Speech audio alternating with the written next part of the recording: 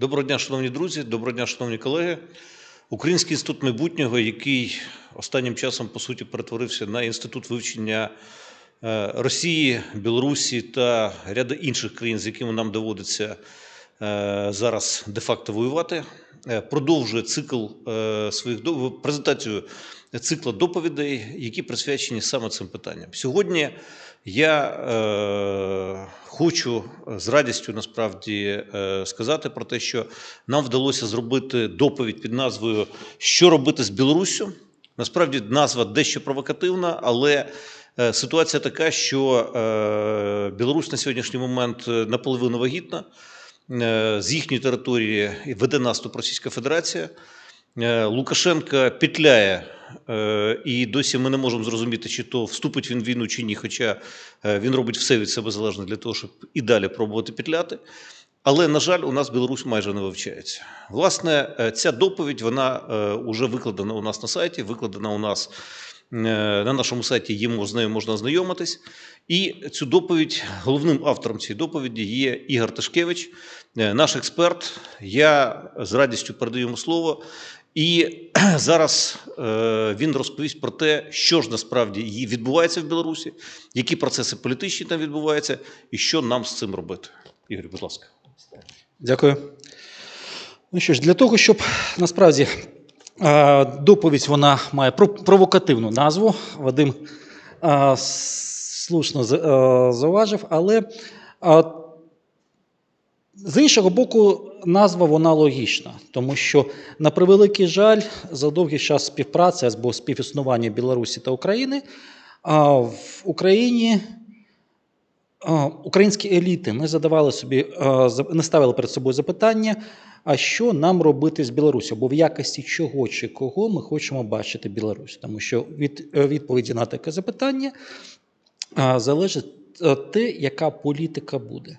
І війна, докладніше не війна, а активізація війни, тому що війна йде з 2014 року, активізація війни у 2022 році, вона деякі теми, деякі запитання, які роками або десятиріччями відносили до категорії тощо у двосторонніх відносинах білорусько-українських, ці теми, ці запитання, вони стали дуже актуальними. І станом на сьогодні є запит на інформацію, що відбувається в Білорусі, що таке Білорусь і як з цим працювати. І ця доповідь – це перша спроба зреагувати на такий запит.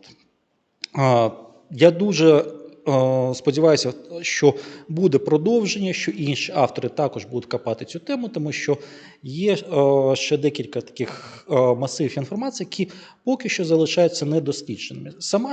Сам же цей документ він є продовженням першої нашої доповіді по Білорусі, яка виходила і є на сайті Українського інституту майбутнього в 2017 році.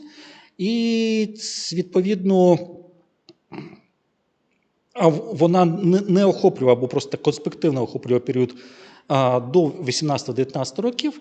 Ну а далі просто спробую показати логіку подій і від цієї логіки подій, від теперішнього стану Білорусі, через інтерес України перейти до того, що могла б робити Україна для того, щоб отримати Білорусь в якості прогнозованого і надійного партнера. Тому що в будь-якому разі будь-яка країна світу, вона намагається саме в такому вигляді мати своїх сусідів географічних. І так, про Білорусь українці чули або Радянський Союз, нерозвалена економіка, як колись говорили. Лукашенко був лідером в рейтингах популярності закордонних політиків. Ну і при тому, припустимо, в 2020 році згадували про білоруську позицію, білоруси роблять революцію. І говорили про політичну кризу саме 2020 року. На самої справі ситуація дещо більш складна. І я впевнений, що політична криза в Білорусі почалася раніше, за 2020 рік. 2020 рік – це лише фактично проява цієї кризи, публічна, але, на превеликий жаль, в тому форматі, в якому протести відбувалися, вони не мали, в принципі, будь-яких надій на успіх. На превеликий жаль. Для того, щоб зрозуміти, давайте декілька базових речей. Перше. Політична система Білорусі – це класична автократія. Це влада або однієї, або декількох персон, які під себе формують піраміду виконання рішень.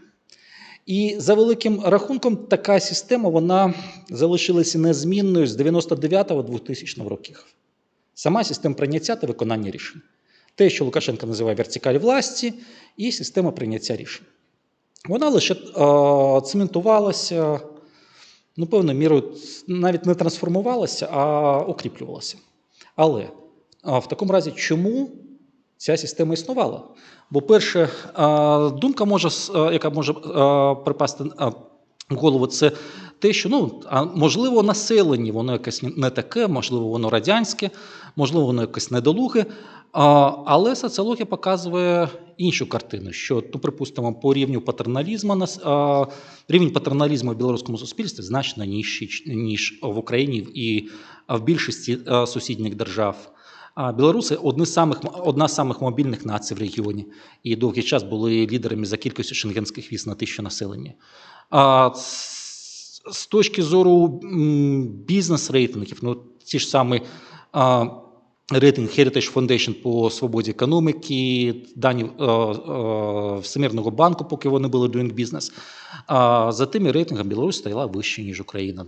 Достатньо дивна ситуація, начебто населення можна сприймати нормально, коли дивитися з однієї сторони, навіть ринково налаштовано, продемократично, але є диктатура. Чому так? Давайте розбиратися. І тут я відкинув момент, коли Лукашенко приходив до влади і укріплював свою владу, а от ключові моменти останніх, припустимо так, 20 років, дещо менше. Перша трансформація, яка відбулася, це 2006-2008 рік, коли з класичної такої диктатури радянського зразка перейшли на спробу формування такого негласного суспільного договору, який вилився в дуже просте речення. Ми не заважаємо вам заробляти, а ви не лізете в політику. В Білорусі це називали дещо більш грубо «чарка, шкварка, інша марка». І фактично на межі 7-8 року в Білорусі насправді відбулася економічна трансформація, почала певні полегшення для бізнесу, запрацювала система вільних економічних зон і, в принципі, багато хто сам пішов заробляти, але не цікавився політикою. І в 2011-2013 році відбулася перша така потужна за останні роки політична та економічна криза. Вона була зв'язана також з розгоном протестів після виборів. Країна потрапила під санкції, вона пішла до Митного союзу. Хоча ще наприкінці 10-го року і на початку 10-го року і Путін, і Медведєв визнавали, що це утворення швидше за все запрацює без Білорусі. Але ключове тут не те. Ключове – це поява нових соціальних груп. Саме з 10-го десь по 13-14 роки. Це міський середній клас міст, люди малого бізнесу, люди, які заробляють. Це в тому числі працівники, серед іншого, технологічних компаній, які пішли в вільні економічні зони. Таких людей стало багато. Але, ще раз, радянська система влади, така пострадянська, автократична, вона була розрахована на комунікацію і певну взаємодію з іншими соціальними групами. І от міський середній клас, він випадав. І фактично він далі існував в такій собі внутрішньої резервації. Той же самий соціальний договір. Ми не заважаємо вам заробляти, ви не йдете в політику. І в мирний, спокійний час ця система працювала. І ось вам роз'яснення низького рівня патерналізму серед суспільства. Тому що значна частина суспільства, вона не покладала жодних надій на державу, вона думала, окей, ми заробимо, але від держави очікували певних правил гри. І ця система почала трансформуватися, не трансформуватися, а криза цієї системи, вона почала проявлятися десь на межі 15-16 років. Тому що, з одного боку, остаточно сформувалася така внутрішня резервація і політична, економічна, культурна, до речі. А з іншого боку, внутрі самої системи почала проявлятися криза кадрів. І це також природньо для будь-якого недемократичного суспільства, будь-якої недемократичної системи влади, тому що в піраміді влади рано чи пізно кар'єру роблять не ті, хто думає і бере відповідальність, а ті, хто слухняні. Це також нормально в спокійний час, коли у тебе є гарні менеджери, але це починає провокувати, коли потрібно приймати швидкі рішення. І от саме на тому моменті почалося перше гальмування. І перший раз система дала збій в 2017 році. Також в українській пресі проходила інформація про так звані законодавства проти тунеядців. Це ті люди, хто не сплачує податки, вони там їх намагалися обкласти або податком просто за існування, або більші плати за комунальні послуги. І це викликало протести, які були, скажімо так, мали дуже широко розповсюджені регіонально. І одним з роз'яснень такого процесу можна знову-таки, в якості одного роз'яснення, можна подавати злам систему. І ще раз, ми не заважаємо вам заробляти, а ви не йдете в політику. Держава спробувала втрутитися. Почалися протести, вони були не такі великі, але вони були. І це перше таке гальмування, тим більше на тлі цих протестів держава продемонструвала, що вона не може дати раду, вона не може відреагувати, в тому числі в комунікації. Тому криза почалась десь на межі 2017 року. А ось в 2018-2019, в тому числі і білоруська влада, вона спробувала знайти певні механізми, яким чином цю кризу можна перевести в лайт-формат.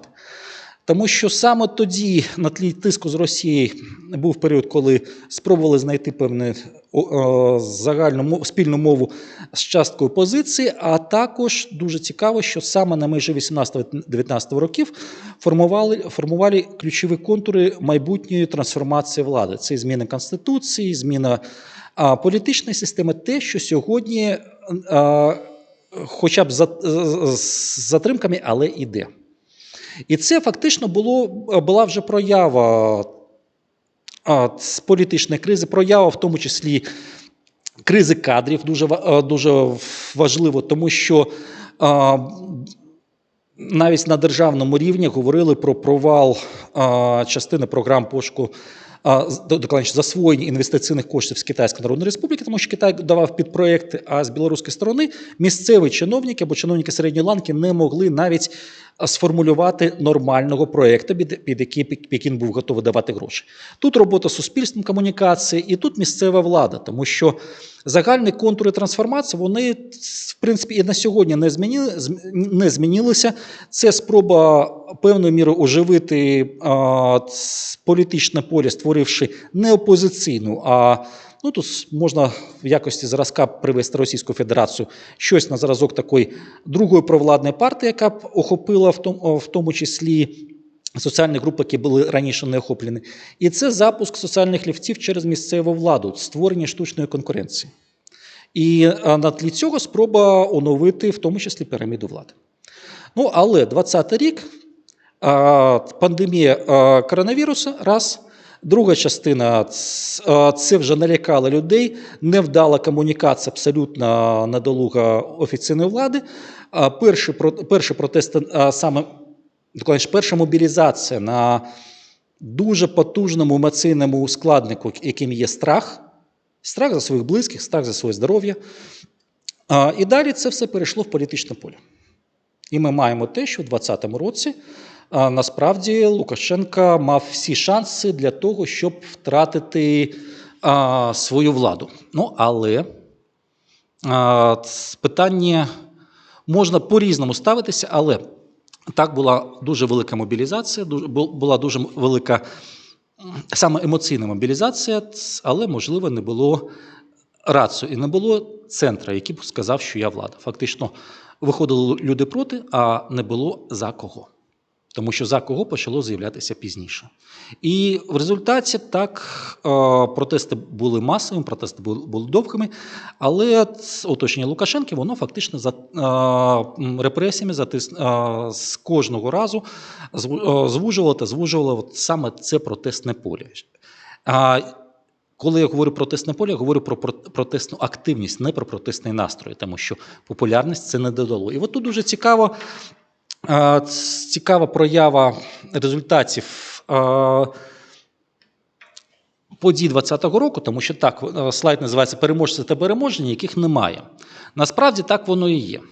Тому що Лукашенко, він залишився при владі, так його не визнають, так можна майже впевнено говорити, що він не переміг на виборах. Але юридично довести цей факт сьогодні майже неможливо. З іншого боку, його опоненти також не перемогли, і можна також говорити, що швидше за все вони не перемогли на виборах. І довгі репресії, певне поступове звуження інформаційних полей і відсутність позитивних сигналів або позитивної повістки, серед іншого, привело до такої речі, як сегментація білоруського суспільства. І ось декілька даних, це з білоруської соціології. Тут хочу подякувати і білоруській аналітичній майстерні за зрізи 2022 року, і Chatham House за опитання міського населення. Але от перший слайд – це Chatham House. Подивіться, будь ласка, розбивка на, ну скажімо, ядро підтримки Лукашенки, нейтральних та ядро підтримки протестів. Вересень 2020 року більш за 50%, ще раз, це міське населення, воно не охоплює, це опитання не охоплює сільське населення Білорусі. Станом на сьогодні це 21,5%. Але в містах ми маємо, що більша частина населення міста, вона виступала за протести. У Лукашенка була проблема мобілізувати своє електоральне ядро. В 2020 році ми бачимо вже певну стабілізацію ситуації, тобто електоральне ядро Лукашенка не звужується. І далі з весни 2021 року воно починає зростати, а поле підтримки протестів починає звужуватися. І станом на сьогодні ми маємо два полюси магніта. Це ядро протестної активності або прибічники протестів. Причому тут не однієї групи, не можна говорити, що це або прибічники всі Тихановська, або Латушки, або там Прокоп'єва, чи будь-кого. От в цих на сьогодні говорять вже не про 28-30, а про 20-25%. От в цій групі вся нова білоруська позиція. З іншого боку, приблизно така ж сама група, тому що з початком війни кількість з 26-27% вона почала зменшуватися, це електоральне ядро Лукашенки. І посеред дуже велика кількість, на початку говорили про цю групу як просто про одну групу нейтральних, але насправді там є дуже велика кількість малих підгруп. І те ж саме, і тут дуже цікаво, що полюси магніту ось цього політичного, вони не сприймають один одного. Подивіться, будь ласка, нижній лівий слайдик – це графік несприйняття. І ще одна відмінність – це, серед іншого, сегментація інформаційного поля. Дуже цікава з'ява в Білорусі. На цьому роблю акцент, тому що це важливо для подальшого роз'яснення. Питання в тому, що, якщо подивитися перше протести в містах, то вони охоплювали, в доповіді є табличка, міста, де були протести, і я додав лише один додатковий, скажімо так, показник. Чи була в цих містах незалежна преса? І от дуже цікаво, що на 99% карта покриття розповсюду незалежної преси співпадає, маю на увазі друкованої преси, співпадає з картою протестів в містах. І це одна з причин, чому в тому числі місцева преса перша потрапила під удар. Після були вже портали Тутбай, один з самих популярних, і інші, але також це минулорічна діаграма з опитання Chatham House. Це інформаційне поле різних груп різних груп суспільства. І подивіться, будь ласка, що допоки існував портал Тутбай, який сьогодні зліквідований, зараз на його місці Зеркало.io, фактично ядро протестів мало певний місток донесення інформації до нейтральної групи. Другий портал, також дуже популярний онлайн RBY, це інтернет-портал, але питання в тому, що він відійшов від політики. І з іншого боку, з бастіону Лукашенки також фактично не було нормального перетоку. І з ліквідацією Тутбая питання, що станом на сьогодні є дві політичні резервації. Умовна резервація Лукашенка, умовна резервація демократів. Вони мають приблизно приблизно рівну базову підтримку. Але жодна з них не може стабілізуватися без виходу на інші групи. Тому що 25% – це далеко не більшість. І ось що ми маємо. Тут дуже цікаво, що цей розкол суспільства, він не новий. Тому що ще на початку 2020 року було дослідження по цінностях білоруського суспільства, проводила компанія Сатіо, це справа маленький графік. Подивіться, будь ласка, ще тоді сформували 4 базові групи білоруського населення. Білорусоцентричні, конформні, байдужі і радянські. От, умовно говорячи, Лукашенко спробує грати на радянських настроях, і ця група звужується. Росія також спробує грати на радянських настроях, ця група звужується. Конформні, вони близькі до білорусоцентричних, вони негативно ставляться до Росії, але білорусоцентричні, само собою, негативно до Росії, і байдужі ні з тими, ні з тими. І ось 22-й рік – це нова градація, яку запропонував той же самий Chatham House, це демократичне ядро, база Лукашенки, бачите, 25-21% за їх версією, співчуваючи протестам, це близькі, знову-таки, порівнюю з конформними, мовчазні, байдужі, і авторитарні – це люди, яким подобається авторитарна повістка. Це також неоднородна група, там є ті просто, хто любить русський мір, фактично, ми за Росію і все, побєдобєсія. Є люди, які просто не сприймають демократію як нормальний політичний лад, але вони в тою чи іншою мірою вони близькі до ядра Лукашенки, хоча вони не підтримують його. І тут дуже важливо, що кожна з цих груп вона має власне інформаційне поле тою чи іншою мірою. І також інформаційне поле Білорусі, причому дуже цікаво, що ці дані, вони йдуть від Chatham House, від аналітичної майстерні, і нове дослідження, яке опублікувала навіть Академія наук Білорусі, Інститут соціології, всі вони говорять, що до половини населення Білорусі в якості ключового засобу інформування, це означає криниці інформації про суспільне життя, про політику, вони мають не телевізію, а інтернет. Чому так відбувається, чому така сегментація, також варто згадати, повернутися знову до того, що Білорусь – це автократична держава. В умовах постійної спроби ввести цензуру, в умовах постійного пресингу на незалежну пресу, значна частина суспільства вона навчилася працювати або шукати інформацію незалежно від державної пропагандистської машини. І відповідно у кожного є своя така кулька інформаційна, якщо можна сказати, у кожній групі. І з одного боку проблема, з другого боку, станом на сьогодні під час війни це певний виграш для білоруського суспільства, що ці кульки майже не перетинаються. Чому це виграш? Про це дещо пізніше.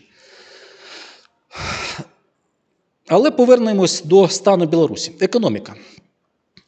В 2020 році Білорусь знову потрапляє під санкції, повторюється ситуація 2011-2013 року, тому що на тлі протестів і санкційного тиску спробує підсилитися Росія. Більш того, якщо подивитися перші пакети санкцій, які приймалися до середини 2021 року, то за кожною юридичною особою з білоруської сторони, яка включалася в санкційні списки, стоять інтереси, назвемо так, російських конкурентів. Тут дуже цікаве співпадіння, тому що дуже проста річ. До 2020 року по Білорусі, якщо не помиляюсь, було 6 санкційних пакетів. І це анекдотична ситуація, що країни Європейського Союзу, вони не включали постійно 6 разів поспіль в ці пакети, припустимо, департамент ісполнення наказання. Є така структура при Міністерстві внутрішніх справ, але це не охорона в'язнів. Ця структура працює, перепрошую, в режимі інтернет-крамнички, тому що в'язні в Білорусі працюють, їх робота оплачується дуже низько, але вони виробляють в тому числі меблі для європейських крамниць, вони виробляють серед іншого засоби, якими користуються та ж сама міліція для придушення протестів. Але ДІН, оскільки в цьому не було інтересів Росії, були інтереси певних називаємо так, європейських партнерів раз за разом не потрапляв до санкцій. Хоча, з точки зору логіки, по ідеї, ось він. Але ні. З іншого боку, потрапляли компанії, колектив яких виходив на протести, вони потрапляли під санкції. Аналогічна компанія білоруські, де колектив був мовчазним, але де було менше інтересів зовнішніх гравців, не потрапляв. Дуже простий приклад – Гродний Азот і Білферд. Два підприємства, у яких товарна номенклатура значно міру співпадає. Білферд до останнього був поза санкціями. Це так. Але, незважаючи на ці пакети, загальний вплив на економіку в 2021 року санкцій був обмежений. Більш того, з точки зору зовнішньої торгівлі, показники були найкращими за останні 10 або навіть 15 років. І з точки зору обсягів, і з точки зору торгівельного балансу. А друга частина, чому санкції не були так ефективні, що санкції можуть бути ефективними тоді, коли немає шляхів обходу. Коли санкції лише зі сторони ЄС та Сполучених Штатів Америки, відповідно, є Китай, є інші економіки, на які можна спробувати переорієнтуватися. І, зрештою, та ж сама Росія, яка спробувала перетягнути і логістику, і товарні потоки на себе. Але початок активної фази війни 22-го року, ще раз, війна почалася з 14-го, сама агресія, вона дещо змінила, тому що санкції з'явилися проти російських компаній, раз. І друга частина, що певні зовнішні гравці, які могли бути балансіром санкційного тиску на Білорусь, вони взяли співпрацю з Білоруссю нову на паузу. Серед таких, припустимо, Китай, який бере на паузу як співпрацю з Росією, а оскільки Білорусь була співучасником агресії, то і з Білоруссю також. Тому що за останні півроку жодної інформації про нові економічні програми, які відкриваються для Білорусі, поки що не чутно. І швидше за все не буде чувати. Ми про них не дізнаємось до закінчення цієї фази війни Росії проти України. Тому що як тільки війна закінчиться, буде нова політика Китаю, можливо, будуть певні зміни. І, відповідно, так, вже в 2022 році білоруська економіка почала відчувати насправді проблеми. Але ключові проблеми, вони прийшли не за санкції, вони прийшли за втрати ринків, і тут насамперед українського, і зміну логістики експорту. Це і конфлікт з державами Балтії щодо експорту, припустимо, калійки, і дуже важливо – це закриття доступу до українських портів. Так, як не парадоксально, але російська блокада українських портів, вона б'є в тому числі по білоруському експорту, причому дуже потужно. Звісно, що Росія на тлі цих процесів спробує ще більше прив'язати до себе Білорусь.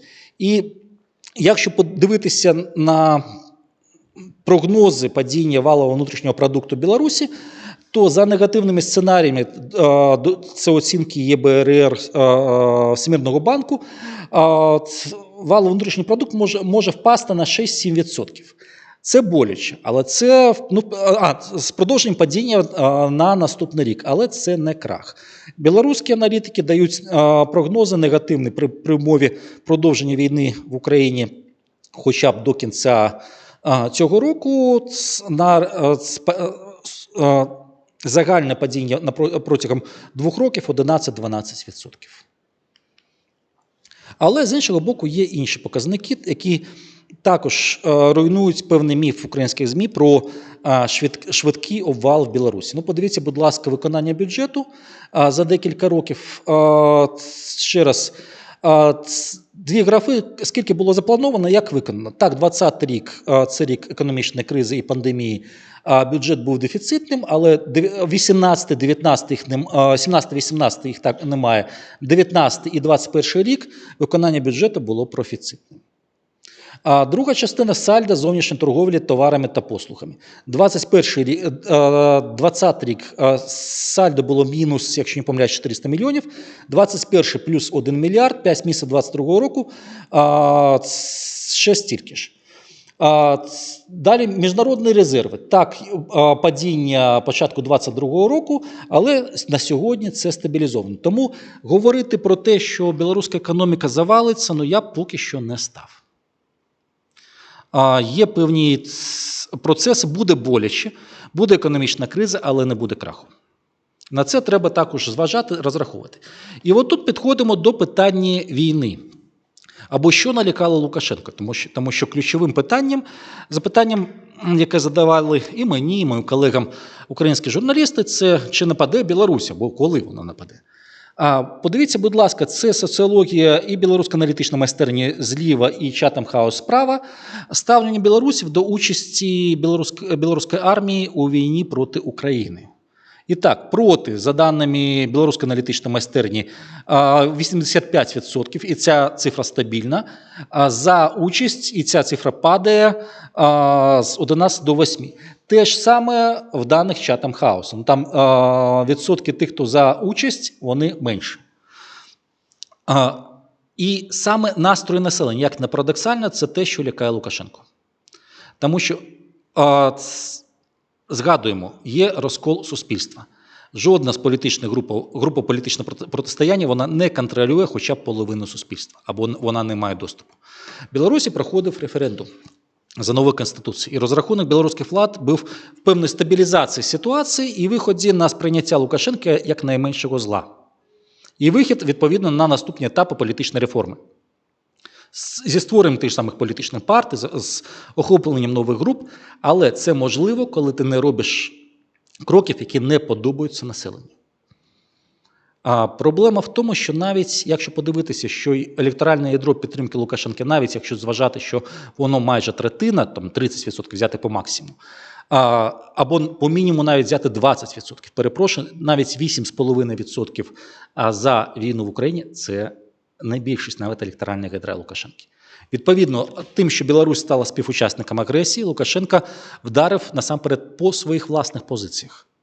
І той же самий референдум він не приніс бажаного. І наступні кроки – це віддавати наказ на вторгнення в Україну, це також іти проти настроїв суспільства. І це означає не підсилювати свою владу, а навпаки її послаблювати. А ще раз, Лукашенко – це диктатор. Для нього на першому місці його власна влада. Не Білорусь, не Росія, не Україна – власна влада. І ще одна дуже цікава річ. Це сприйняття, повертаємось до такої речі, як сегментація інформаційного поля. На чій стороні білоруси, кому вони співчувають? Подивіться, будь ласка, знову-таки, білоруська аналітична майстерня.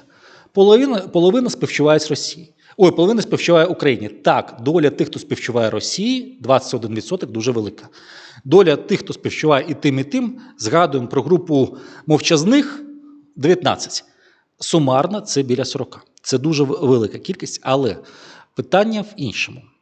Що станом на сьогодні в білоруському інформаційному полі активно діє російська пропаганда, активно діє з тими ж самими тезами білоруська державна пропаганда, і якщо порівняти з настроями російського суспільства, не заходить. Чому? Перша відповідь, така найновша, це сегментація інформаційного поля. Ти можеш говорити що завгодно. Ти можеш говорити з геніальними тезами, але якщо тобі не дивляться, це не сприймають. Ще раз, обсяги або ареал впливу білоруської телевізії, російської, це електоральне ядро Лукашенка і ще до 10% додатково. І ось ми бачимо саме ці цифри. Всі інші групи, вони мають власне інформаційне поле, вони мають власну інформаційну бурбалку. І саме тому російська пропаганда не може пробитися. З іншого боку, є проблема, що і альтернативна думка продемократична, проєвропейська, вона також не може пробитися. І це, з одного боку, тактично залишає білоруське суспільство в певному виграшному стані, але з середньострокової перспективи стратегічно це є дуже великою проблемою. З іншого боку, це також показує соціологія, що якщо ми беремо вплив України, 22-й рік він став дуже цікавим, тому що в Білорусі вперше почали масово дивитися українську телевізію або українські канали. І це те, що станом на сьогодні поки що недооцінює українська сторона. Це можливості впливу на настрої населення. Саме на ключовий показник, який не дає білоруським владам піти на більш активну участь в російській агресії. Тепер білоруси та Росія. Те, що не подобається Путіну, і тут ми підходимо до ідеї створення союзної держави, дуже довгого, скажімо так, довгої інтеграції, також цікаво. Та ж сама сегментація, згадуємо по цінностях радянські білоруси і мовчазни. Питання в тому, що кількість тих, хто знаходиться в інформаційному полі Росії та білоруському державному, вона зменшується. Б, зменшується кількість тих, хто ностальгує за Радянським Союзом або певну міру сприймає радянські чи пострадянські наративи. І кількість тих, хто виступав за інтеграцію з Російською Федерацією, вона формально була достатньо великою, там, на рівні 60%. Це от загалом. Але дуже цікава структура, що люди розуміли під інтеграцію. І з цим стикнулися в першу чергу росіяни, які проводили декілька додаткових досліджень, тому що формально за інтеграцію було і 60, і 65%, але коли задавали питання, що ви розумієте під інтеграцією, дуже цікаві були відповіді, тому що більша частина, вона вважала, що інтеграція – це збільшення обсягу взаємної торгівлі. А от за об'єднання держав було 2, 5, 7%. За спільну, скажімо так, спільне співіснування з загальної армії або там загальної зовнішньої політики не більше 10%. Це не ці цифри, з якими ти проводиш анексію або об'єднання. І тут дуже цікаво. Але до чого призвів 22-й рік? Загальна кількість тих, хто сприймає навіть лайт-версію інтеграції з Росією, це означає російський східний вектор інтеграційної або співпраці, вона зменшилась і стабілізувалась на рівні менше 50%. Ось бачите, зліва мінімальна 41%, після 46, 44%, і от на цьому рівні поки що вона стоїть. І зменшується кількість тих, хто сприймає ідею подальшої участі Білорусі в ОДКБ. За даними Білоруської аналітичної майстерні, це на сьогодні менше 30. За даними Chatham House, дещо більше. Але в будь-якому випадку це навіть не половина. І тут дуже важлива динаміка. З іншого боку, є інший процес. От внутрі цієї самої групи 40% умовно проросійського, або це максимум, на який сьогодні може вийти Росія зі своєю пропагандою, є певна радикалізація. Тому що частина з цієї групи, вона виступає все ж таки за більш різку співпрацю з Російською Федерацією. Це означає, що відсоток людей, які виступають за політичне об'єднання з Росією або там спільну зовнішню політику, сумарно виросло майже до 19%. Це небезпечно. Але питання в тому, що загальна група, вона зменшується. Вона стає більш радикальна, вона зменшиться. З іншого боку, зростає група, які виступають за розрив будь-яких таких інтеграційних процесів з Російською Федерацією. Це означає дуже різкий розрив, знову кордон, знову митня тощо. І на цьому тлі ми підходимо до інтересів України. От перша частина – це була, називаємо так просто, описання того, що відбувається в Білорусі. Станом на сьогодні ми маємо, перше, з Білорусі летять ракети. З території Білорусі заходили російські війська. З одного боку. Лукашенко так, він петляє, але він петляє не з причини там гарного ставлення, відношення до України або до кого. Він гарно може ставитися лише до однієї речі, до одного процесу – зміцнення своєї влади. В такому разі режим Лукашенка вже не можна сприймати як прогнозованого партнера. Тому що якщо задля збереження або підсилення власної влади можна відмовитися від відносин з тим чи іншим своїм сусідом і піти на конфронтацію, то немає гарантії, що навіть після замирення це не повториться. Друга базова річ, яку варто тримати в голові, коли розважаєш про майбутнє білорусько-українських відносин. Сусідство з непрогнозованим режимом – це буде означати постійну небезпеку. І третє – Росія, російський фактор. Я свідомо лише так мазками пройшовся по ньому в презентації, в доповіді більше написано, в тому числі логіка Росії. Росія грає вдовго. Вона буде використовувати трансформацію системи білоруської влади для того, щоб створити інфраструктуру впливу, в тому числі політичну інфраструктуру. Ті ж самі партійні проекти, війти більш глибоко в економіку. Для чого? Дуже просто. Створення так званих альтернатив Лукашенку, щоб можна було обирати з когось ще. Причому, як не парадоксально, але в найгіршому для себе випадку Росія буде і не проти демократії. Тому що маючи певну, якщо у тебе є розкол суспільства, якщо два полюси не можуть домовитися, давайте згадаємо українську ситуацію, пам'ятаєте, країні потрібен Литвин. Коли дуже маленька фракція була тим хвостом, який матляє собакою.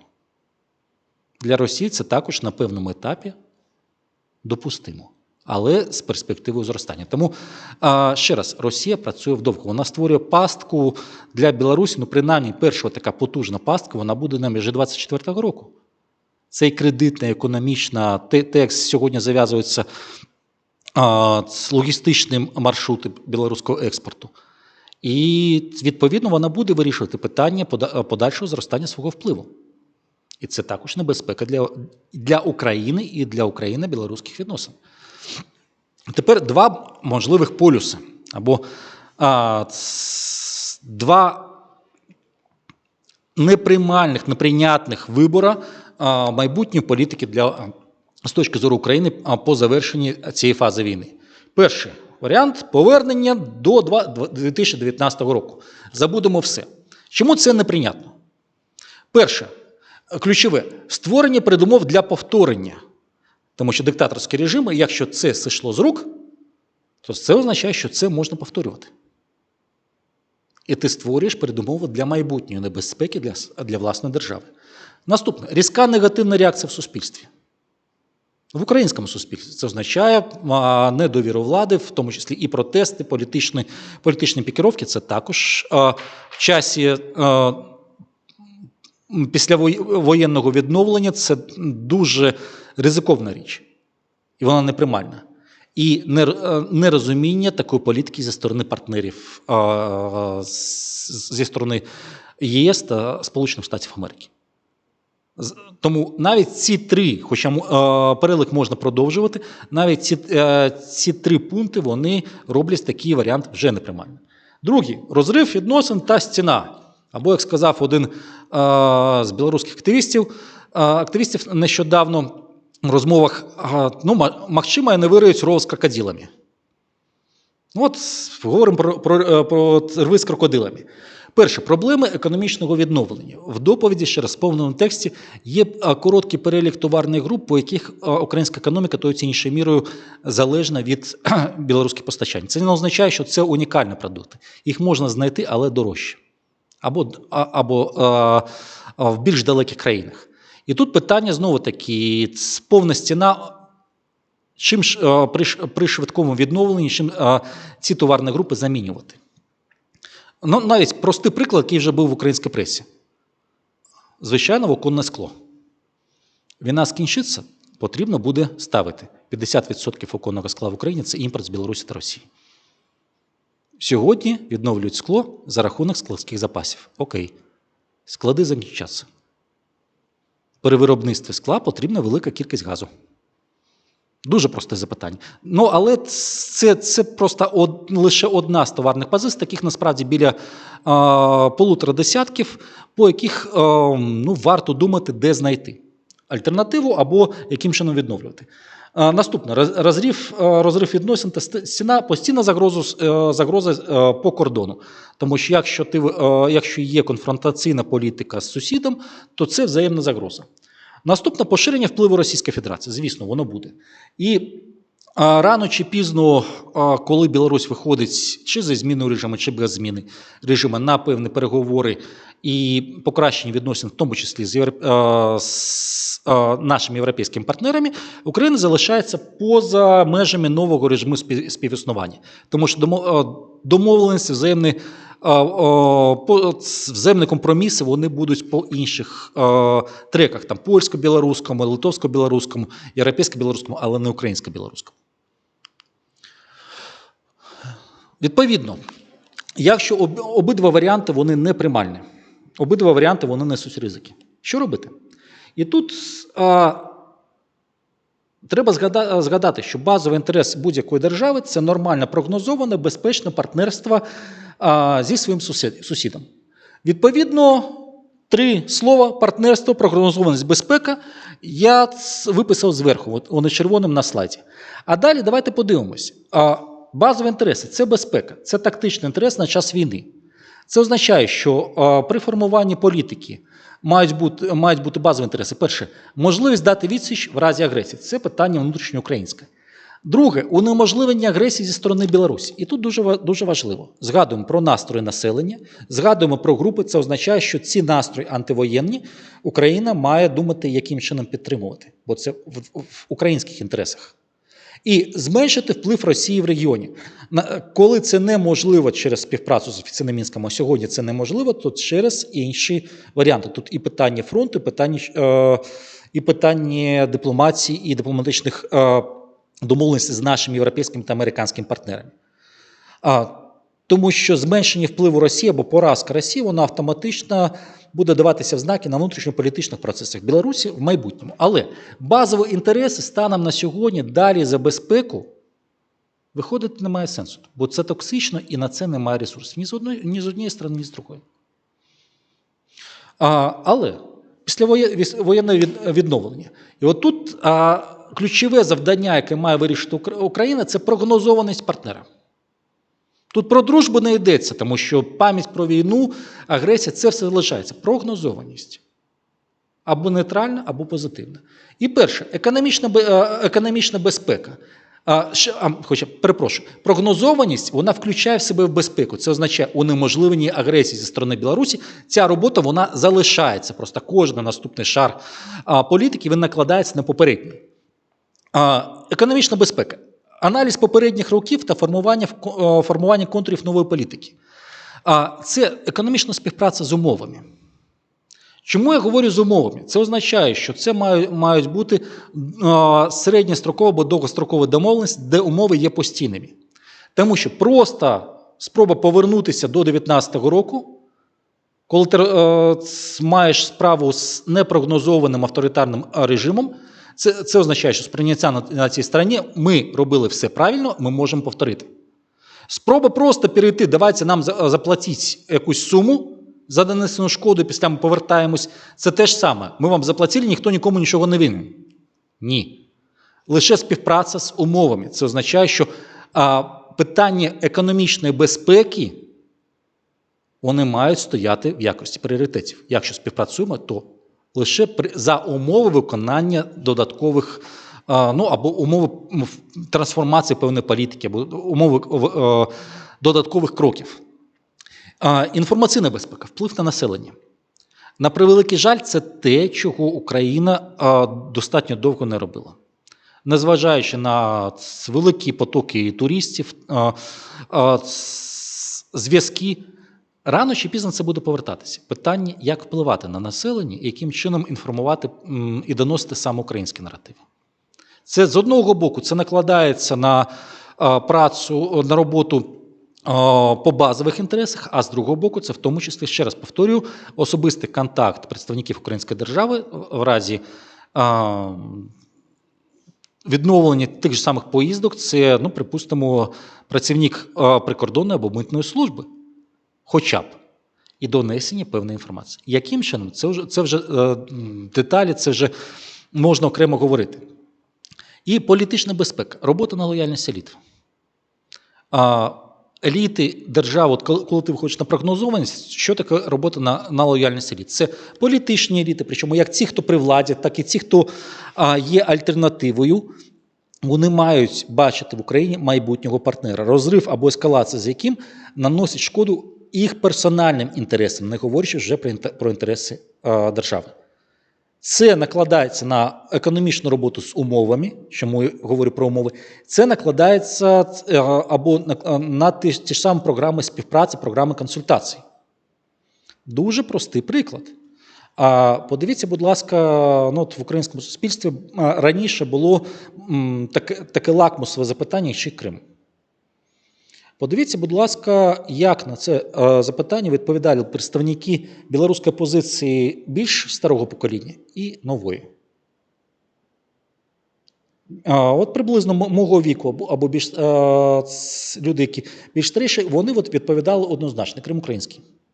Молоде покоління, яке прийшло до активності від нас на 20-му році, довго не могло дати відповідь. Чому? Серед іншого, це питання контактів на низовому рівні. До 2012 року хабом для роботи з білоруської опозиції, з продемократичними організаціями, просто з громадянським суспільством був Київ. Після 2013 року, це, звісно, пов'язано в тому числі і з активністю Януковича, цей хаб переїхав до Вільнюса. Відповідно, громадські активісти Білорусі, які до цього їздили або на навчання, або на стаж, або просто в Україну, вони в першу чергу спілкувалися з українськими співробітниками, з українськими експертами, з українськими колегами. І відповідно, коли в Україні сталася біда, в них не було запитання, чий бік обирати. Те ж саме, що відбувається сьогодні з більш новим поколінням білоруської опозиції, які їздять до Вільнюса. Для них також немає запитання, чий бік обирати. Але в протистоянні Вільні та Мінську. А Київ стоїть осторонь. Тому тут питання також формування і такої політики. І третє – це партнерство. Це вже формування контурів партнерства. При умові, що є прогнозованість і є безпека. В такому разі вплив на трансформацію, на політичну трансформацію Білорусі. І це робота як з елітами, знову-таки, як низового рівня при владі, так і опозиційними. Це втягування в програму, що зміцнюють країни та зменшують вплив Російської Федерації. В першу чергу довгострокові інфраструктурні, економічні проекти, спільні підприємства тощо. Але, ще раз, за умови прогнозованості та безпеки. І третє – це витягування зовнішньополітичне. Це залучення Білорусі до зовнішньополітичних форматів співпраці України. Та ж сама ідея, що яку спробували реалізувати перед війною, це Люблінський трикутник, це інші. І фактично таким чином і відтягують політично сусідню державу. Але це все про інтереси, це загальні засади. Як це можна реалізувати? Перше – системи вивчення Білорусі. Якщо є небезпека, небезпеку треба вивчати. Тут є, в принципі, України станом на сьогодні дуже добрі стартові умови. Перше, очевидно, що потрібно сформулювати відповіді на гострі запитання, що надалі робити в напрямку сусідньої держави. Друге – поляризація білоруського суспільства. Третє – це наявність, в тому числі, виїхавши з Білорусі, і аналітичних центрів, економічних, інших, яких можна притягувати до праці, з якими можна співпрацювати. Зрештою, це кількість тих самих добровольців і інформація і увага до українських подій зі сторони політичного активу. Це все гарні стартові умови.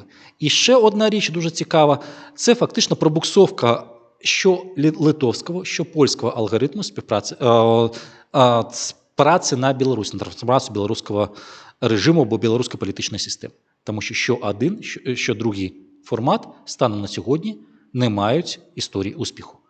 Відповідно, Україна може запропонувати, в тому числі на майбутнє, свій функціонал або своє бачення, яким чином обережно витягувати Білорусь з російської сфери впливу, в тому числі європейським партнерам.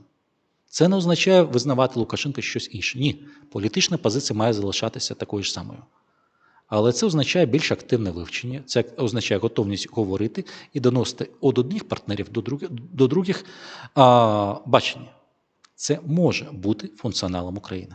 І серед іншого, в тому числі, створення, тут не перенесення звільнення, навіщо конкурувати, створення свого хабу, впливу, свого хабу роботи з білоруськими елітами. Ще раз, це не лише громадянське суспільство. Це, так, звісно, громадянське суспільство, політичні контреліти, бізнес, місцева влада, де будуть процеси кардинальних змін правил гри протягом найближчих років, докладніше вони йдуть. І більш подробно про це в доповіді сказано. І це в майбутньому, не на цьому етапі. І не під час післявоєнного оновлення, і це в майбутньому аналіз, хто є хто у системі білоруської влади, та спроба вийти в тому числі на них. Якщо в сусідній країні з'являються нові соціальні групи, які поза політичним процесом, ти можеш комунікувати в тому числі з ними. Ну, якщо коротко так, доповідь вже є на сайті Українського інституту майбутнього. Читайте, коментуйте, погоджуйтесь, не погоджуйтесь. Ключове, робіть свої висновки. І я маю дуже велику надію, що ця робота, вона спричинить певну хвилю додаткових робот або хвилю досліджень білоруської тематики, які будуть робити інші. Тому що силами одного інституту можна задати тренд, можна показати, але чим більше спроб розібратися, тим краще, навіть з точки зору формування ключових засад української політики. І все це разом, воно рано чи пізно буде давати відповідь, що Україні робити з Білоруссю. Дякую.